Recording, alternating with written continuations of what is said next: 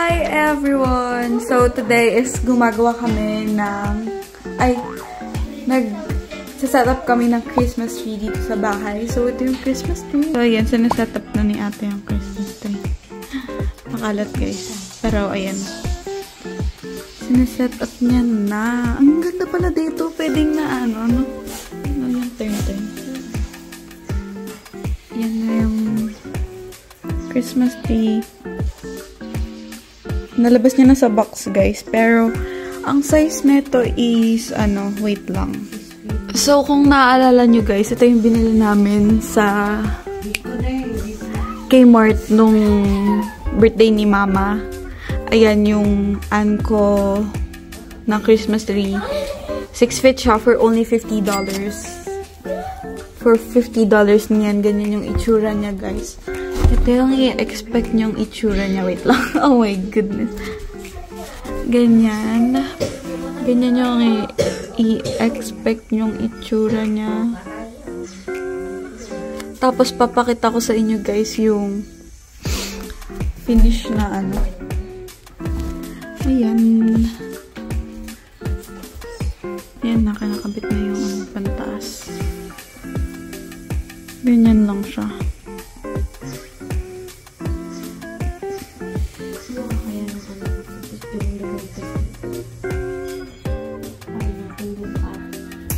Hey guys! So, ayan. Ito na yung Christmas tree nilagay namin dito sa may table. Tapos, didikit namin to ngayon. I mean, ilalagay namin tong LED lights. LED Christmas lights. So, ayan siya guys. Kita nyo ba? Kita nyo yan. Nilagay namin siya dito sa may table guys. Titignan. Doon sa may table na yun. Para mataas siya. Tapos, doon namin lalagay yung mga regalo. Tapos, open na natin to. Open na natin.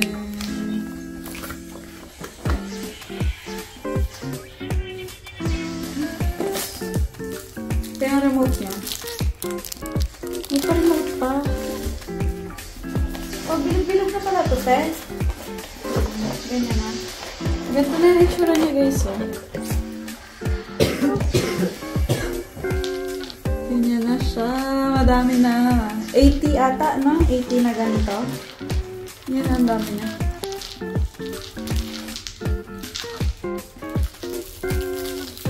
Kakabit na dahil magpapasko na. So, try natin ito mamaya kapag gabi na. Ay, kapag madilim na. Kasi gabi na pala ngayon. Anong oras ka ba ngayon? Kasi 8. May daylight saving kasi. Saan mo nalagay yung ano mo?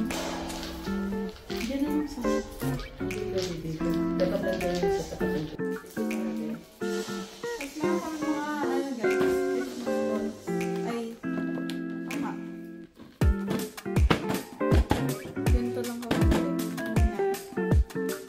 Kapag nag-ulang, bili na lang.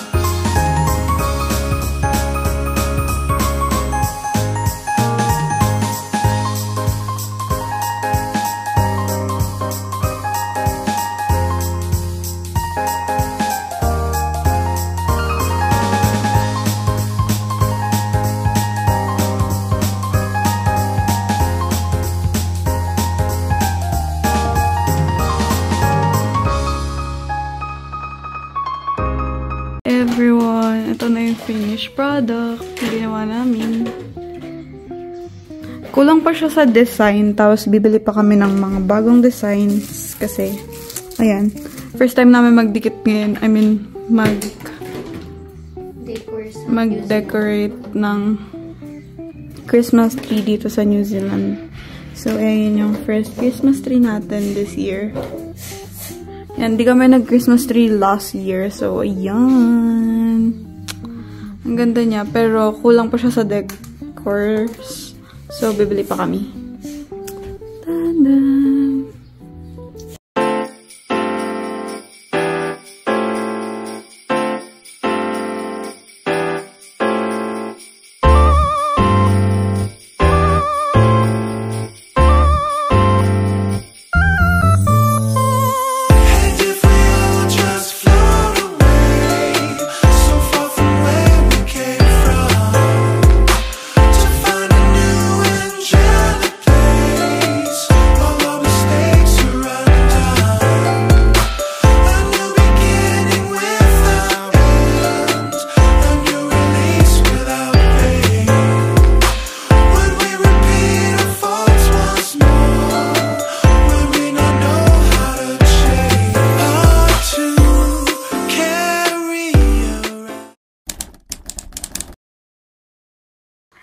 Kia ora! I'm Alexa and welcome back to my channel. So for today's video guys is Vlogmas Day 2 na, and I'm going to share to you my morning skincare routine.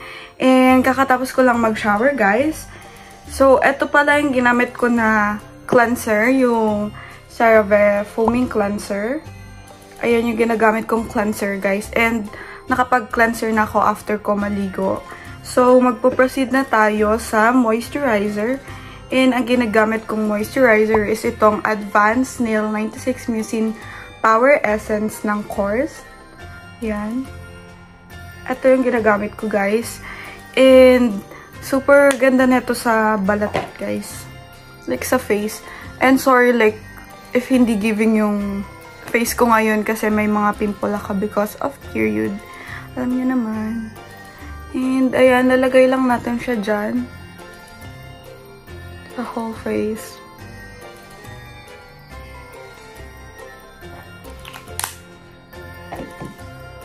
Then, pat-pat nyo lang, ganyan. Like, pat-pat nyo lang siya dyan. Hanggang makover nyo yung buong mukha.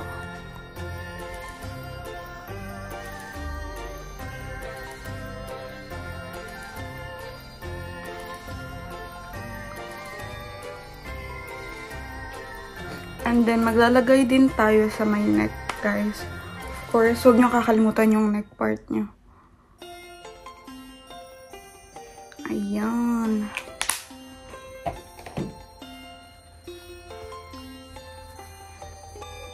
Ganyan-ganyan nyo lang siya, guys. Oh. Then, like, parang mag-wait kayo ng mga ilang seconds lang. Kasi mabilis naman siyang matuyo eh. Like, yung product, mabilis siyang matuyo. So, mga ilang seconds lang hihintayin nyo para matuyo siya ng konti. Like, very, very light lang. And then, ang next naman natin na gagamitin is itong Effaclar Duo ng La Roche-Posay. Posay? Basta, ayan. La Roche-Posay. So, ayan. Effaclar Duo to. Like, ginagamit ko siya kasi meron akong mga small bumps dito sa may bandang cheeks area and dito sa may, like, forehead. So, ayun, gagamitin lang natin siya. Like, mga very, very konting amount lang, ganun. Lalo na kung saan kayo may pimple, guys. Doon kayo maglagay. Kasi like, ewan ko, pero parang nada-dry out niya talaga. Lalagay din ako dito sa may kasi meron akong pimple and dito. Kita niyo ba yan, guys? May ano siya. So, basically, parang buong mukha na yung nalagyan ko. Kasi merong mga small bumps, guys, sa ibang part. So, need nyo yun. Lagyan. And pat-pat nyo lang din. By the way guys, nag-lip balm lang ako guys. And yung gamit ko na lip balm is yung Dermal lip balm. Kasi super dry lips talaga ako. Ayan. So, ang gamit kong lip balm guys is itong Dermal. Oops, nahulog. Itong Dermal lip balm ultra moisturizing. Ito yung original lang nila na flavor. Ito, meron silang abat-abang flavor guys. Ayan, nalagay ko dyan. Basta super dami na lang flavor na lip balm. And ayun, bibilhin ko yun next time. So, ito muna yung binili ko. Like, yung una kong ganito is nawala guys. And next na, ano na pala natin, gagawin natin is, magsa-sunscreen tayo. And for my sunscreen, I'm using ito ulit, La Roche-Posay na brand. And, Antelios XL. May SPF 50 siya. Pero, itong skincare na to, itong sunscreen na to guys, hindi siya yung sunscreen talaga na ginagamit ko. Pero like, same brand din, pero hindi ganito. Like, parang yung isa kong gamit talaga is, like, watery siya, yung texture niya, and hindi siya ganito, guys. Ganyan kasi yung texture niya, guys. And, ano talaga siya, alam ko kasi for oily skin to, kaya kinuha ko. Pero, para kasi siyang nag-iiwan ng mark, guys. And also my neck. Don't forget your neck, guys. Oops.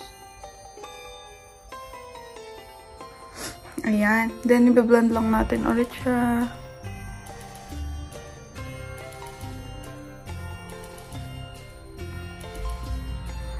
Dito pala, guys, kailangan yung i-blend na blend siya because nag-iwan siya ng white cast kapag hindi siya na-blend maayos. Ayan ata yung ayaw ko dito.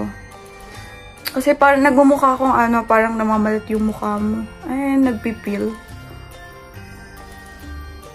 Kasi like may white cast talaga na naiiwan. So, you have to blend it like evenly and nicely. So, ayan guys. Even your neck, isama nyo. Para pantay lang. Pantay lang sila. So, next, second to the last na ginagawa ko is nalagay ako ng castor oil sa eyebrows and eyelash ko, guys. So, ito yung ginagamit ko from Retrobea. And, paubos na to. Second bottle ko na to siya, guys. Ayan, second bottle ko na to. Like, super duper konti na lang na to. And, walang stock na to dito sa New Zealand. So, I think kailangan ko na ulit magpabili ng Retrobea. Ayun, pinabili ko lang to sa boyfriend ko, kay Stephen. And, ayan, lalagay lang tayo ng konting amount. Like, very, very konti lang. Like, yung sakto lang for eyebrows and, like, eyelash ko. Super nipis kasi niyan, guys. Ganyan. Tapos, ito yung texture niya. Of course, alam niyo naman na yan. Ayan yung texture niya. And, lalagay mo lang siya dito sa eyebrows mo. And, dito rin sa, Ayan.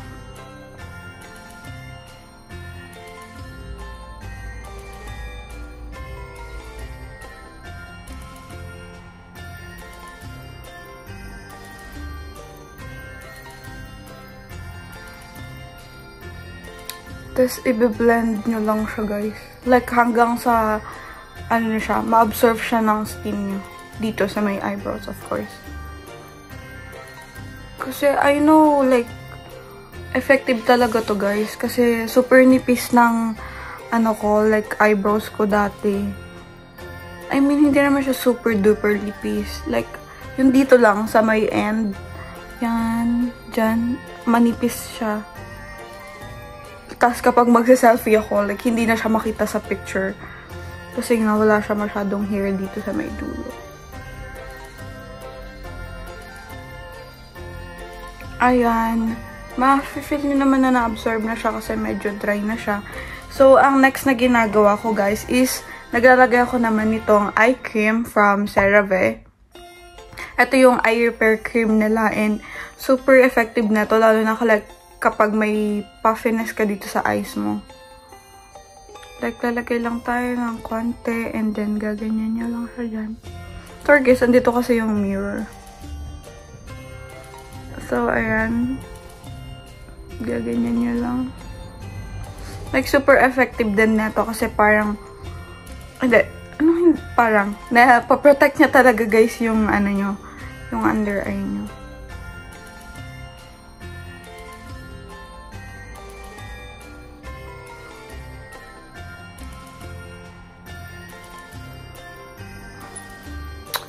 So, ayun guys.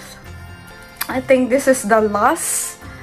Yung eye cream is yung last na. And, may ginagamit din akong, wait lang, nahulog kasi siya. May ginagamit din ako na, ano guys. Itong lip balm ng Maybelline. Ayan. Ganito lang siya. Ito yung baby lips nila. And in the shade, ano to? Basta yung cherry kiss. Cherry kiss yung shade na to, guys. And, ayun, pinapartner ko siya dito sa my dermal na lip balm ko. Kasi, like, ito plain lang. Then, dito may color. So, ito tinted siya. And, perfect pair sila. So, ayun. Also pala, guys, if may i-recommend kayong lip balm or lippies na gusto nyong ipatry sa akin, just comment down below and I'll try it for you guys.